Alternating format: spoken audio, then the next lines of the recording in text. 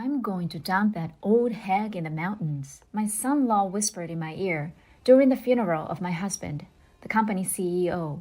When I looked at him, he had an evil grin on his face. Now that the president has left, the company is finally mine. He had been vying for the presidency up until this point and had finally revealed his true nature. But life isn't that simple. My lovely son-in-law, the time was approaching when I would have to teach him a lesson. "The battle has begun. Please lend me your strength," I cried out in my heart as I looked at my husband's altar. Sally is my name. I am a 55-year-old housewife, married for 30 years to my husband Andy. I met my husband as a co-worker, and we became friends, then lovers, before marrying and having our daughter, Marlene, a year later. My husband used to work for a construction company, but when he was 35, he decided to start his own company. "I wanted to design, so I became a first-class architect," he says. "I get a rush from seeing a client's vision come true." My husband told me with a twinkle in his eye that he had started a design firm. I wasn't sure if it would work because our daughter was only 4 years old at the time. But we were a team, and I was determined to support my husband. I decided to stand by my husband. "Let us collaborate. I'm in on your dream." Fortunately, the company grew steadily, and my husband demonstrated that he was capable of running it. I was devoted to supporting him, and I have been doing so for the past 20 years. My husband then hired Stephen, who was working at an affiliated company. He, falling in love with my daughter, was an unexpected turn of events, but I thought I could trust Stephen, who worked so hard for my husband. In retrospect, this was a mistake. Stephen, my son-in-law, agreed with my husband's point of view and obediently supported my husband as a company executive. My daughter, on the other hand, felt uneasy about his excessive words, possibly because of his excessive zeal for his work. "Hey, Mom, sometimes I worry about something these days." "What?" "Maybe it's because he's been drinking, but Stephen said, I wish that old man would just screw himself. I can increase the profitability of this company." What a horrible thing to say. That's awful. They say that when you're drunk, your true feelings come out. But I doubt he'd ever betray your father. Although my daughter's words lingered in my mind, I forced myself to believe Stephen was also thinking about the company. We had no way of knowing what his true intentions were at the time. A year ago, seemingly out of nowhere, something happened. My husband, Andy, who had always been in good health, began to look unwell and lost his appetite. He also frequently complained about back pain, so we decided to have him examined. The outcomes were disastrous. A serious disease was discovered, which couldn't be treated, and he didn't have much time to live. Only my daughter's family and I knew this. We were all concerned about our future, but Stephen, who was with us at the time, reassured us. "I hope Andy gets better. The company will be fine. You can leave everything to me with confidence." Stephen's words were oddly assuring. Although I assumed these words were meant to reassure us, the triumphant look on his face filled me with unease. Stephen's attitudes gradually got worse from there. According to one of my husband's longtime subordinates, he had started speaking down to those around him, and other employees were having a bad time. Some of them left the company because they couldn't stand Stephen's outbursts, and others lost motivation to work. "Stephen, you're very dedicated to your work," I told him, thinking he might be overwhelmed by the fact that he had to keep the company afloat. "But could you please consider your employees' feelings as well?" "What? You're making big claims. You should just stay by your husband's side. He looks to be on the verge of dying at any moment, without interfering in my affairs." Nonetheless, Andy has carefully taken care of this business. "You know, the company is almost mine now. You should be grateful that I, a wise man, have remained silent and followed this jerk of a president until now." When I heard this ear-splitting tirade, I couldn't believe it, and the anxiety I was feeling the other day grew even stronger. Stephen's words and actions have become worse with each passing day, and he has made comments that put employees under pressure. Employees who have been with the company since its inception had been doing what they had always done, obtaining contracts by repeatedly talking to clients about their needs and wants. This was my husband's policy, but he responded with a blunt remark. "In this world, efficiency is everything. Don't be such a jerk. I'm going to fire you." Furthermore, he has switched to a method of sharing reports on a computer, which occasionally caused problems for the older employees. "Can't you old people even use a computer correctly? Get out of here." You're stifling my progress. I don't want you to work for me. He'd yell at them, kick over the garbage cans, and make them pick up the paper scraps that were scattered around. After all, when our long-term business partners began to suffer as a result of the recession, we are not doing this for free, so we will no longer do business with you. He started destroying the trust that had been built over time. When my daughter, Marlene, asked for advice about him, I was at a loss for what to do. He's been treating Marlene like a servant lately. He would become enraged if she resisted even slightly. Who would marry you if you weren't the boss's daughter? Your personality and appearance are not my type. Marlene complained to me that Stephen had lost his kindness as he spat at her as if he was looking at something filthy. Mom, Stephen has changed. No, the Stephen we see now is the real Stephen. And we were duped. My daughter sobbed out of frustration.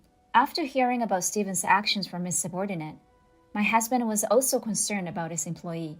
He summoned me to his bedside one day and asked for a favor. All right, I'll take care of it, so don't be concerned. I promised my husband something. More bad things happened a short time later. Despite his best efforts, my husband died within a year of being told he had little time to live. I couldn't stop crying at my husband's funeral, remembering how we shared similar values, had never argued, and had lived a happy life thanks to him. However, when we were listening to the priest's sermon, Stephen brought his face close to mine and whispered in my ear, I'm going to dispose of you in the mountain. I noticed that he had an evil smile when I looked at him. This was Stephen's true nature. He had been on the board of directors since my husband's hospitalization, and now that he was gone, he must have felt secure in his position as president. From now on, I can make the company do whatever I want. I could almost hear his thoughts. Stephen, who has taken the word for granted, has no idea what fate awaits him from now on. I'll be the one to put an end to this. It is now time for me to keep my promise to you. Give me your strength.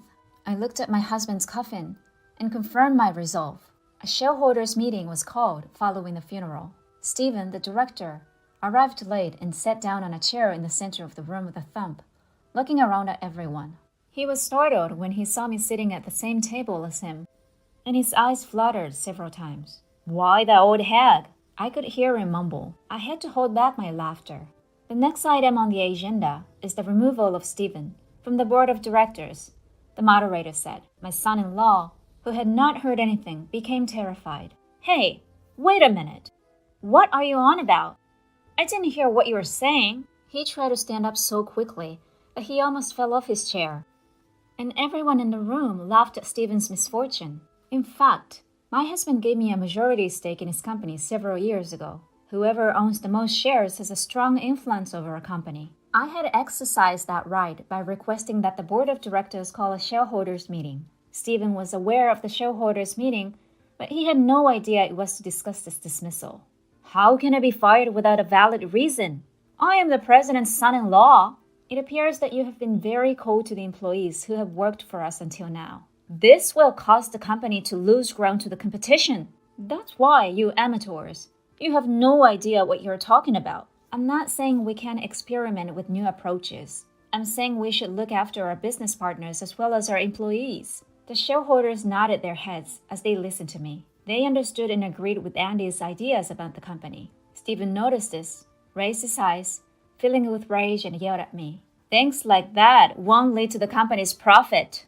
Oh, you work solely for your own benefit, not for the benefit of the company, don't you? I know the truth. What are you talking about? Stephen, you're completely out of line. Take a look at this. I held up the internal documents that my late husband had entrusted to me in front of Stephen. Have you been misappropriating company funds for your own personal use? The room erupted at that point, and all eyes were drawn to Stephen. He was agitated, and there was a cold sweat on his brow. How did you find this? It was given to me by Andy. That man had a customer-first policy.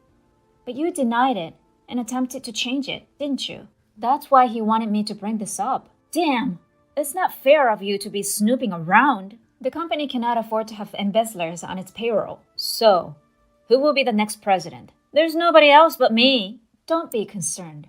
My husband has requested that I take over. What? What nonsense are you on about? A novice hag cannot run a business. It's no surprise Stephen said that, because he knows nothing about me. Because the company was still small, it was customary for the company's executives to meet in a home conference room.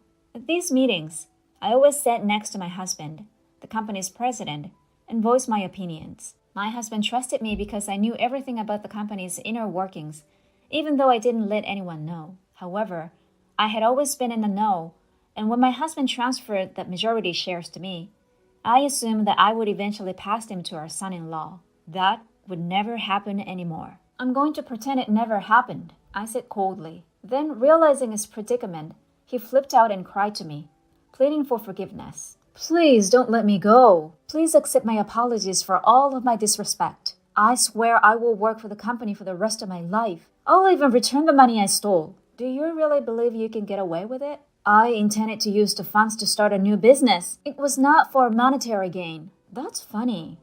You've given women luxury foreign cars, brand-name goods, and jewelry as gifts. It doesn't sound like you're ready to start a business. Anyway, do you really believe you can start a business with the money you stole? In any case, you've been fired.